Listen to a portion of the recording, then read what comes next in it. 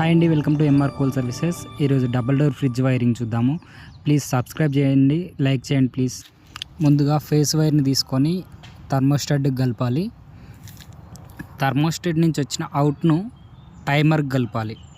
టైమర్లో కూడా మనకి నెంబర్స్ ఉంటాయి, అందులో 3 నెంబర్కి మాత్రమే కలపాలి.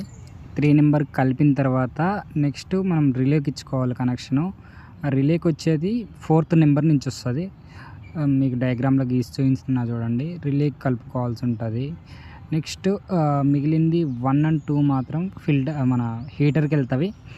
హీటర్కి ఎలా వెళ్తాయి అంటే, ఒకటేమో డైరెక్ట్ వెళ్తుంది హీటర్కి, నెంబర్ 2 డైరెక్ట్ వెళ్తుంది. నెంబర్ 1 వచ్చేసి మనకి బయోమెటల్ అని ఉంటుంది. బయోమెటల్ కనెక్ట్ అయ్యి బయోమెటల్ అవుట్ నుంచి హీటర్కి కనెక్ట్ అవుతుంది.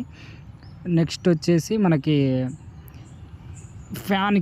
ఫ్యాన్ వైరింగ్ కావాల్సి ఉంటుంది. ఈ రిలే నుంచి మనం ఫ్యాన్కి ఫేస్ తీసుకుంటాము.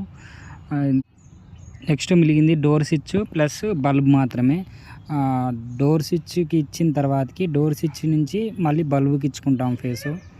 నెక్స్ట్ మళ్ళీ డోర్ స్విచ్కి ఇచ్చి నెక్స్ట్ ఫేస్ బల్బుకి ఇస్తాము. ఇప్పుడు ఫేస్ కనెక్షన్ అయిపోయింది. నెక్స్ట్ న్యూట్రల్ కనెక్షన్ డైరెక్ట్ తీసుకెళ్ళి ఫస్ట్ అయితే హీటర్కి ఇచ్చుకున్నాము.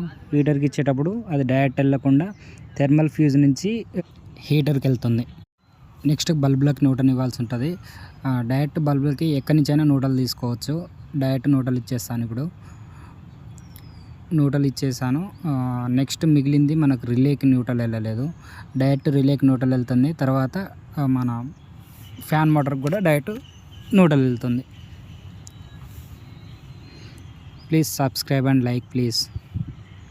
MR cool services, please subscribe.